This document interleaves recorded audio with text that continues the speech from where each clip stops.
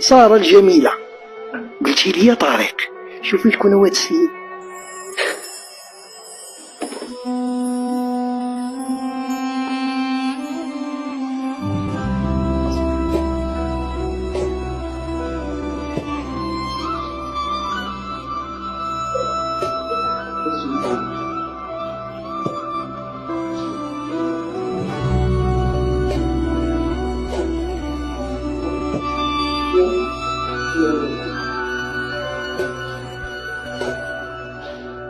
المفاجأة في الملف صار في حلة جديدة وما ينتظرها، وهي لا تعلم أنه سوف ترى رجل المهام الصعبة اللي هو طارق. مشاهدينا الكرام، ليكون الرأي العام أكثر في الموضوع، طارق ضحى بالغالي والنفيس من أجل سارة أنه ينقذها، دوز عليها السجن.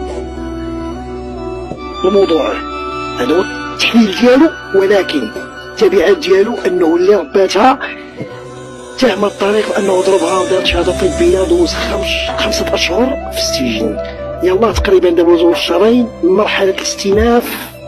لهم راي اخر، بحثوا في الملف بدقه الساده القضاة والهيئه، واخيرا خدا البراءه. طارق يتنفس، هذه وحده في بناته وسارة تتنفس بطريق، لانه كان في الوقت الصعب اللي كتمر منه سارة. طارق على سلامتك، على سلامتك. الامنيه ديالك تشوف سارة. اول حاجه كان بعد طيله الايام ديالو انا في السجن، كان البال ديالي مشغول غير مع هذه البنيه بحكم انها تعرضت لبزاف الحوايج.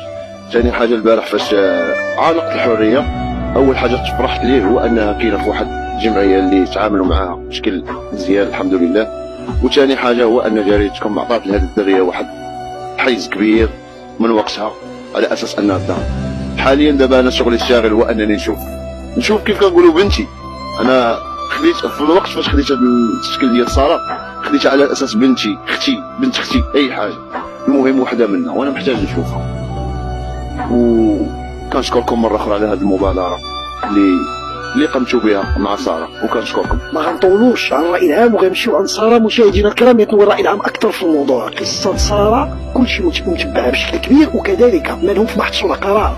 الشكر الجزيل للسيده وكيله الملك محكمه قضاء الاسره اللي متتبعه بدقه المسار ديال ساره، وكذلك على تتبع حتى الوليد اللي عند ساره الاجراءات القانونيه كيفاش غيتسجل لها. الشكر الجزيل قبل ان تكون قاضيه الانسانه، وانا اعرفها شخصيا، فهي إنسانة بكل مواصفات صراحة، لها مواصفات خاصة والله العظيم. مشاهدينا الكرام، ما غنطولوش، غادي نمشيو نشوفوا سارة. أول لقاء بينو مع سارة، تبعوا معايا. مشاهدينا الكرام، غادي في الأول غادي نشوفوا سارة، ما عرفناش رد الفعل ديالها. ياك السي طارق، ندخلوا نشوفوا سارة. سارة يا سارة، أول لقاء بين سارة وطارق، تبعوا معايا. سارة الجميلة، قلتي لي طارق شوفي شكون هو هاد السيد.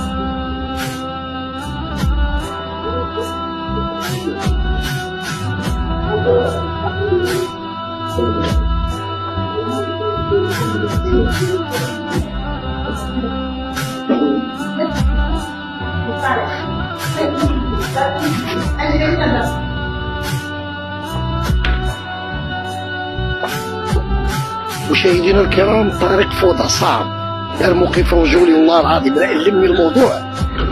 انه وحده في بناته ضحى بالغالي والنفيس من اجلها وهي حامله.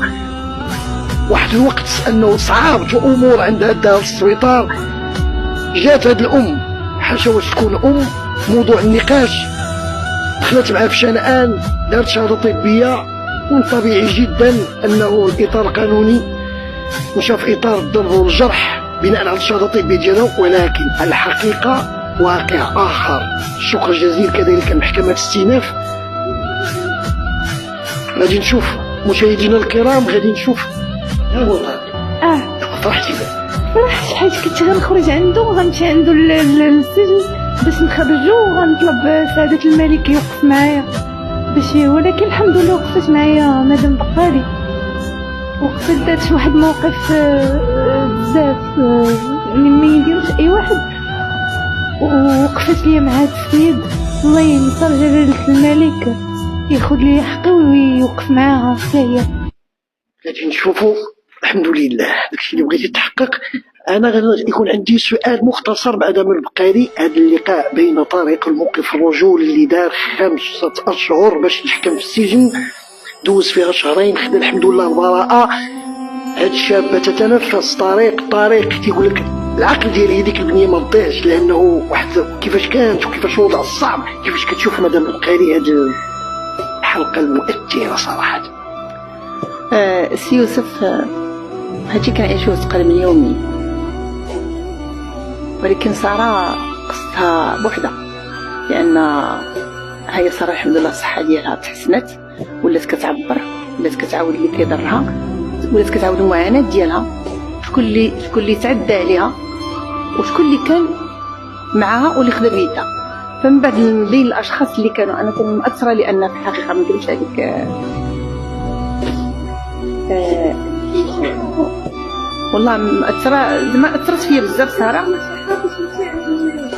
لا ماما حنا هنايا، لا حنا هنا الموضوع أكثر مشاهدينا الكرام ليطوي الرأي العام أكثر في الموضوع، ويشهد الله أنه السيدة اللي هي ابنة الأم اللي كانت واخدة سارة اللي كانت مدام البقالي كتصنت لها وكتعاود القصة، وكانت مدام البقالي تدرف الدموع بناء على ما تعرضت له سنين طوال. هذه الشابة الله سبحانه وتعالى دار لها السبب في طريق، وهي كانت حاملة في وضع صعب، سكنها في المنزل ما كيخلي مسكين ما يدير عليها، داها للسبيطار في الوقت اللي كانت الظروف الصحية ديالها صعبة. ثم يتفاجأ بأن تلك الأم دايرة عليه شهادة طبية بالضرب والجرح، دوز 2 شهرين ديال الحبس وخدا البراءة من أروع الأشياء. مشاهدينا الكرام لا ننسى دور الخلية المكلفة بالعنف النساء بالنيابة العامة اللي متتبعة الملف بدقة، وكذلك السيدة وكيلة الملك من المحكمة الابتدائية اللي مكلفة بقضاء الأسرة،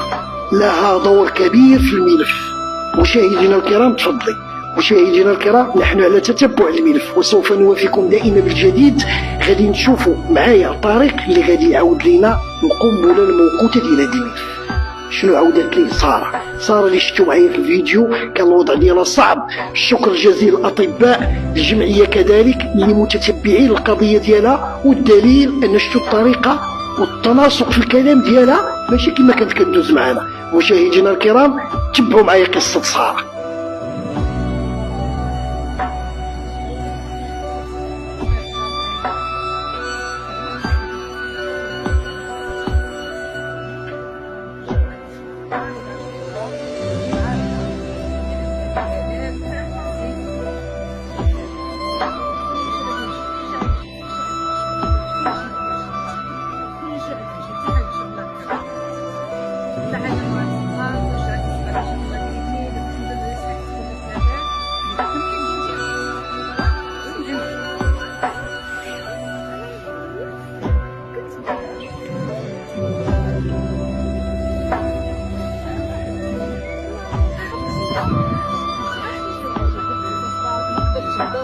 شحال وحده عارفه بانه راه تخلوا على والديها وما قدرش دير، يمكن نفس الحقيقه الكبرى ديالها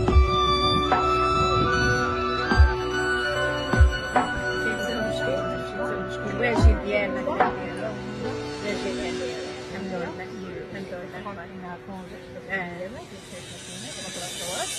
لله.